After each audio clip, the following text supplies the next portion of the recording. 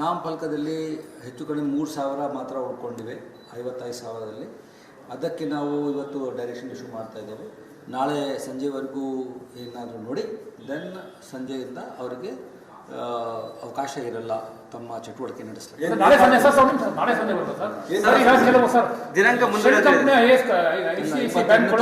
ಇತ್ತು 29ನೇ ತಾರೀಕುವರೆಗೂ ಒಂದು ದಿವಸ ಎಕ್ಸ್ಟೆಂಡ್ ಆಗಿದೆ ಸರ್. ಕೆಲವು ಕಂಪ್ನಿಗಳು ಲೆಟರ್ ಕೊಟ್ಟಿದ್ದಾರೆ ಎಕ್ಸ್ಟೆನ್ಷನ್ ಮಾಡಿ ಅಂತ.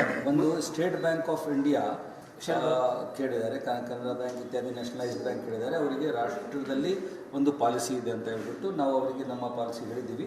ಅವರು ತಮ್ಮ ಬೋರ್ಡ್ನಲ್ಲಿ ಇಟ್ಕೊಂಡು ಅಪ್ರೂವಲ್ ಮಾಡಬೇಕಾಗಿರುವುದರಿಂದ ರಾಷ್ಟ್ರ ಆದ್ಯಂತ ಅವ್ರದ್ದು ಒಂದು ಇರುವುದರಿಂದ ಅವ್ರಿಗೆ ಸ್ವಲ್ಪ ಟೈಮ್ ಜಾಸ್ತಿ ಬೇಕು. ಶೆಲ್ ಪೆಟ್ರೋಲ್ ಬಂಕ್ ಕೊಟ್ಟಿದ್ದಾರೆ sir. Shell petrol bunk, ICICI bank.